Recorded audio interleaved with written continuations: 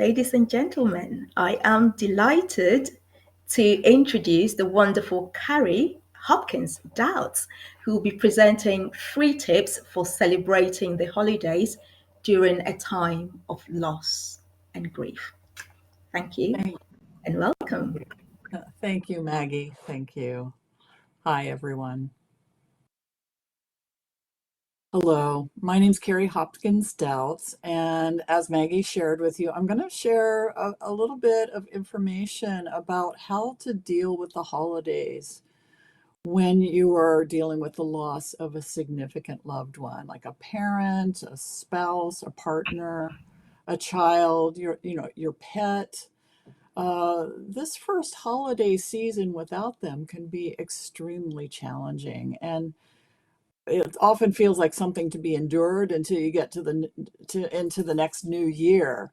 And so I invite you to put into the chat box if you are dealing with the loss of a significant person in your life during this holiday season. Like I said, it may be a parent, it may be a spouse or a sibling. So Anna, your folks, yeah, that's hard. Yeah. And yeah, it's if you're not dealing with loss directly, you may know someone who is.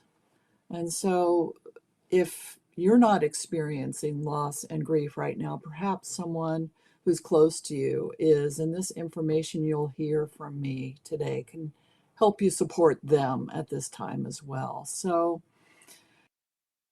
while your family and your friends might be anxiously preparing to have you in their midst, to clasp you to their hearts and drag you to their hearths, you may be wishing that you could just fast forward into next year or simply disappear and go to a foreign country where they don't know you, they don't observe the holidays like you do or like the way you used to.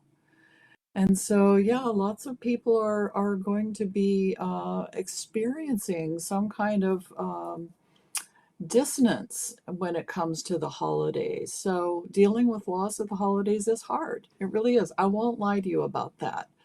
The holidays can make us so sad because we're not able to celebrate the way that we did in the past. We don't know how we'll celebrate in the future. And we're really missing those people who have always been part of the celebration in the past and are no longer with us.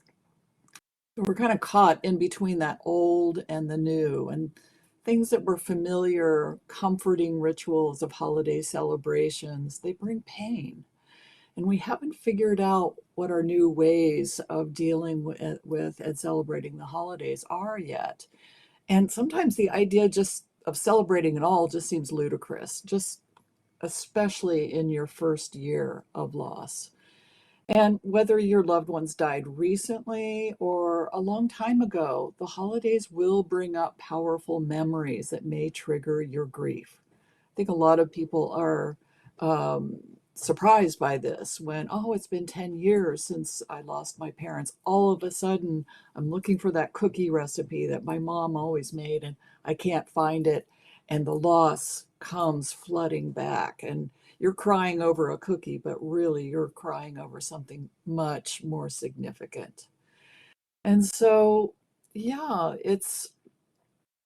I had a client share with me once that she felt like she needed to wrap herself in bubble wrap before she went out during the holiday season because it's like she needed that layer of protection from like the sharp edges of everyone else's not being able to see or understand or acknowledge or relate to her painful feelings.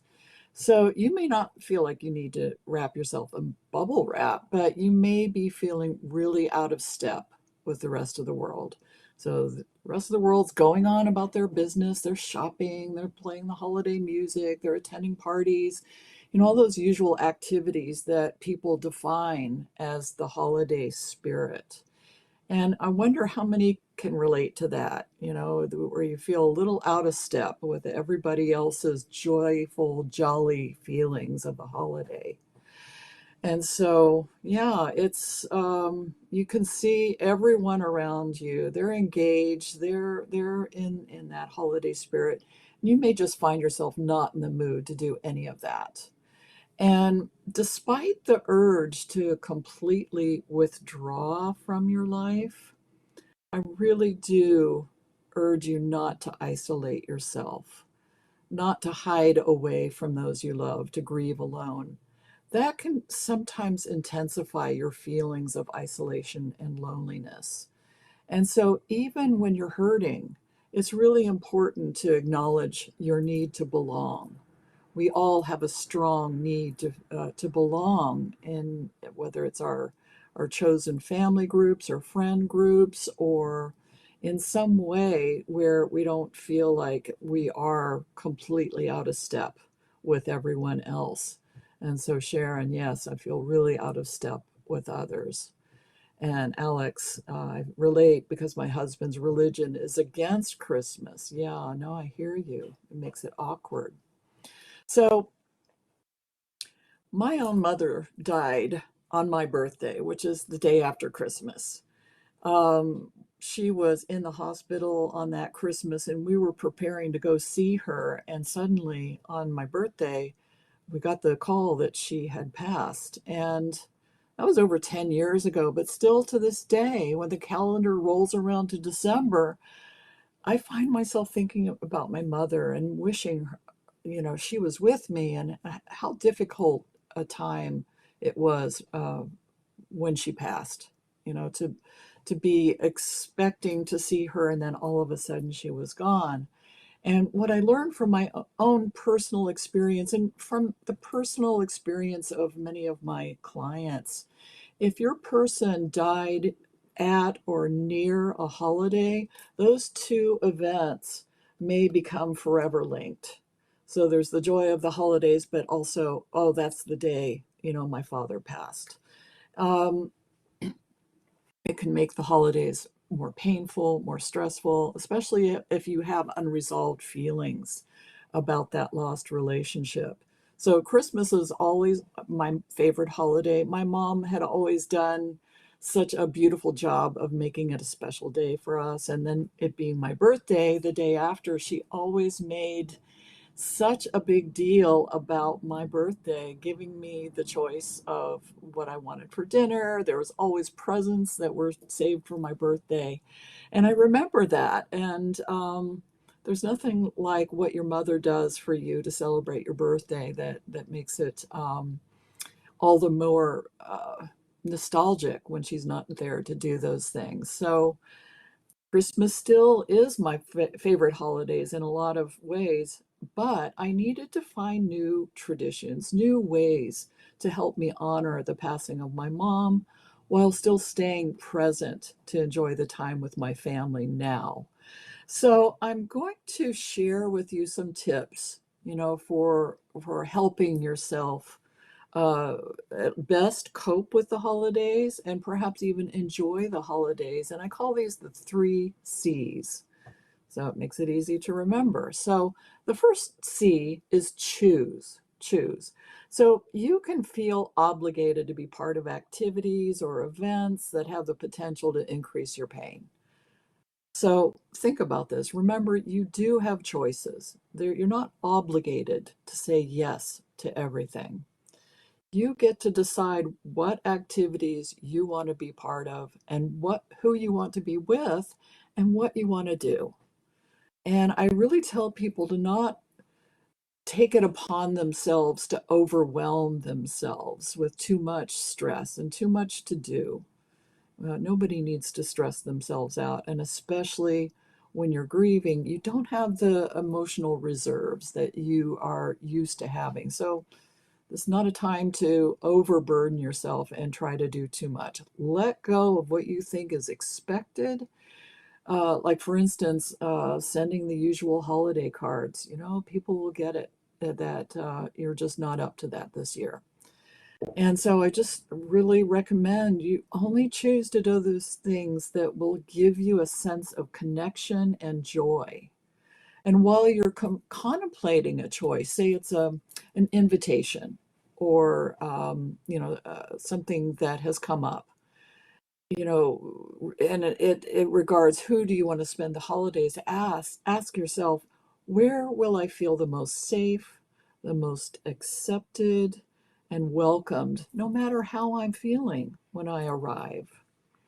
And you can also choose how to recognize and acknowledge the person that you have lost during the time of the holidays. You might want to light a candle. That's what I do. I light one of these candles in a glass container here, and I leave it burning from Christmas all the way to the 27th of December. It's a way of acknowledging my mom. I put some candles or some flowers and her picture there. It gives me comfort to do that, just to recognize she is in my presence, even if she's not here physically. So, yeah, lighting a candle, creating some kind of ritual, like I was sharing with you, placing a memento on a tree. Sometimes with the Christmas tree, you have that special ornament that you chose together, holding in a moment of silence during a family gathering, or giving a toast. These can be simple ways to acknowledge the person that you've lost, which we want to do, and that others can also join in. And so the second C is communicate. This is so important. Discuss your choices with others. Remember, you have every right to make the choices that are going to be self-honoring for you at this time, and to not have to defend your choices, but to just simply communicate them. So the thing would be to say, look, I would really like to come, and I've decided I will come if I'm feeling up to it. Would that be okay with you if I delay my acceptance to your event until the day of?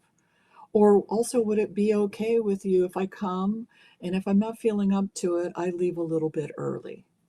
Would that be all right with you? This is a really hard time for me. And typically speaking, most people, when you communicate what you need to feel safe, to feel welcome, to feel part of the tribe, part of the belonging, you can share your needs. And also, I really encourage people, don't say you're fine if that's not true. How are you? I'm fine. Well, you may not be fine. You say, like, I'm having a tough time. This is my first holiday without my mother, but thank you for asking. We don't have to go into the depths of it, but we don't also have to pretend like we're fine, right? So communicating, share your truth. And so the last thing could be the compromise, the last C, compromise. There's no right or wrong way to grieve. And so leaving space for compromise is important.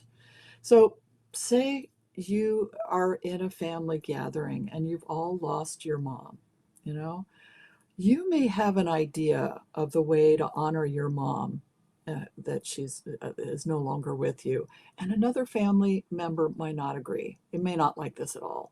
So this brings us back to the second C, which is communicate. Have a discussion, have a conversation about it, talk it out until you've reached an agreement that works for everyone.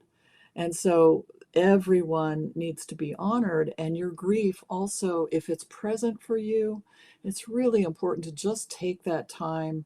Maybe you even need to just step outside for a moment if you find yourself overcome with emotion, with sadness, with anger, with resentment, with guilt, any of those that are the normal way of experiencing grief. You may just need to step out for a moment, recenter yourself, take some deep breaths, tell yourself it's okay. You haven't done anything wrong. You're not ruining the holiday because you have some feelings, okay? And so there's additional tips. I'll share a couple of them here, but I want to share with you at the same time, there's a lot of moving parts when it comes to the emotional resilience, like um, Maggie was talking about earlier. Um, you may need some support, someone to talk to, someone who feels not in your situation, so they can be not giving you sympathy, but empathy and holding for you while you process some of these feelings and some of the dread you may be feeling about going to holiday and participating in that. So I am offering, if this is you, I'm offering a complimentary coaching session, and they'll put into the chat box. You just reach out to me on my email, Carrie at lifesnextchaptercoaching.com, and I'll get you on the calendar, and we will see what we can do to get you pointed in a direction that's going to lead to some grace and some enjoyment of the holidays. And so that brings me to the end of my talk. I hope that this has been valuable for you. If you are struggling, if you know someone is struggling, perhaps you could share some of the three C's that you learned: choose, communicate, compromise. And so, with that, I want to thank you and wish you the happiest of holidays from my heart to yours.